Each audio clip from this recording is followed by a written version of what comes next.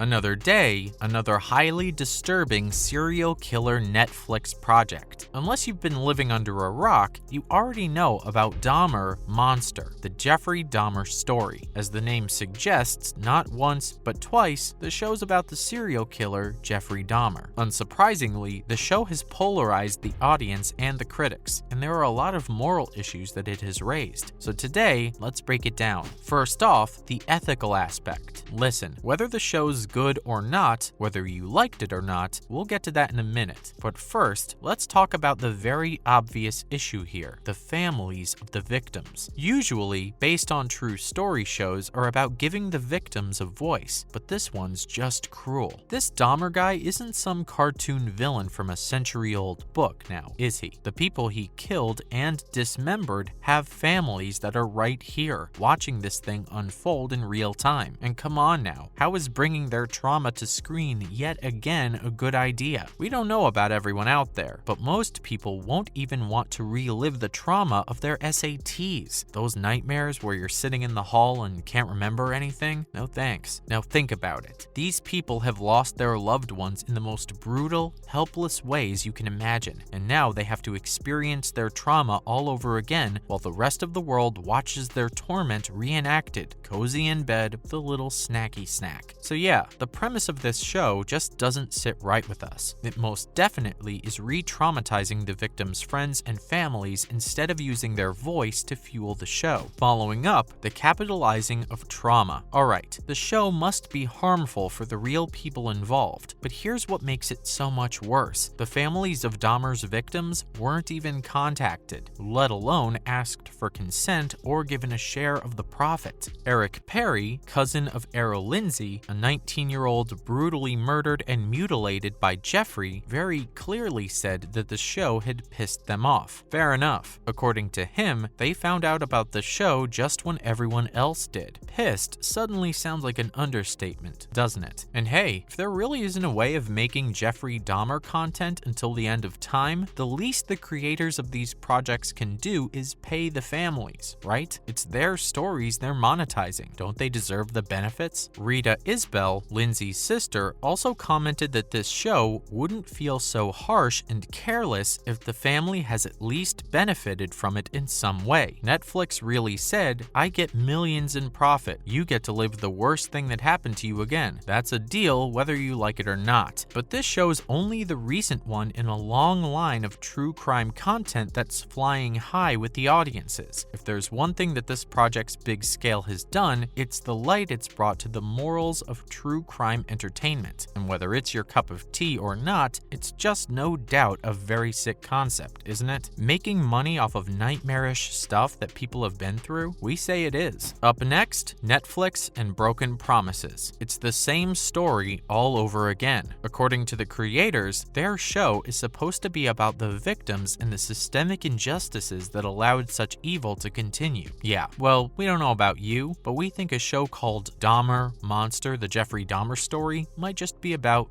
Jeffrey Dahmer. Now, we're not gonna lie, the show does to some extent focus on the victims. The 6th episode, for example, covers the victim, Tony Hughes, and tells the viewer his story. But that's just one episode, and that too ends with, and there's no nice way to say this, Dahmer cooking his organs. We know that's unfortunate how the real story goes, but that's the point. Why bring such a gruesome real story to life? Who doesn't already have empathy for the people he murdered? And come on now, isn't it so much worse for the many people who knew these people to see the last struggling, helpless moments of their loved ones recreated for entertainment? Then comes the homophobia and the racism, which, yes, were the reasons Dahmer could keep his killing spree going. But still, the show lacks the depth it promises. It's almost as if there was a checklist of social issues Netflix had. Homophobia, check. Racism, check. Poverty, check. Police negligence, Check. Alright, now we can tell the same old story we wanted to tell all along. Dahmer is a sick murderer. He eats hearts and his decapitated heads in his refrigerator. So yeah, maybe make a show called Victims Murdered, the poor victim story. Have the families benefit from it, and try again. Or don't. Please, just don't. Moving on, the irony isn't lost on everyone. Now, credit where credit is due. This show does bring up a side of this story that hasn't been talked about much. Guess what it is? It's the people exploiting the pain of the affected families in 1,000 different ways to make money from it. Yep, selling their stories to capitalize off them. And, wait for it, erasing the victims themselves in the process and not offering them anything in return. Wow. Now, not to project our views or anything, but it's almost as if Netflix is doing the same thing. And now we might be going too far, and it's also almost as if they know it's wrong. The irony is just mwah. Coming up, the fans and the critics. So the show hasn't done well with the critics. It's sitting at around 50% on Rotten Tomatoes. Experts have come forward and said how dangerous it is for the mental health of the real people that this show will be re-traumatizing. Still, sadly, it's Netflix's current #1 show. Sure, there's a considerable backlash on social media, but people are watching it, and they are liking it. So even if most of the viewers don't like it, it doesn't change anything. The show's getting ridiculous watch time. It's being talked about. In the end, it's good business, based on the exploitation of dead people's stories. So yeah, the views might be polarizing because critics and a lot of fans don't like it. But then again, the true crime consumers liked it. One way or another, the show is a success. Next, let's see what the solution to this is. People love thrillers. They want suspense and horror. People also love true crime. Now, if such reality shows based on true stories are unethical, then where can the audience turn? Well, for the general thriller and horror fans, there's always fiction. There's plenty of good stuff that can come out of creative people sitting together and writing thrillers. This goes for those who like watching crime movies or shows. There's always fiction, isn't there? Next come the true crime fans. Listen, if getting informed about it is the only purpose here, then dare we say there's enough content available on almost all gruesome murders and serial killers. From informative videos to books to reports to old movies, there's more than enough. Still, if new content is what the fans want, then why not go with the shows like Conversations with a Killer? We had the Ted Bundy tapes. We'll soon have the Jeffrey Dahmer tapes too. At least these don't put a face to the murderers. We hear them being sick individuals in their own words. It's more reporting than entertaining, and that's definitely a better option. Now for the quality of the show. Listen, there's no denying that it is a good show, and for the gazillionth time, that's what makes it more dangerous. As Eric Perry shared, the reenactment of Lindsay's sister in court is so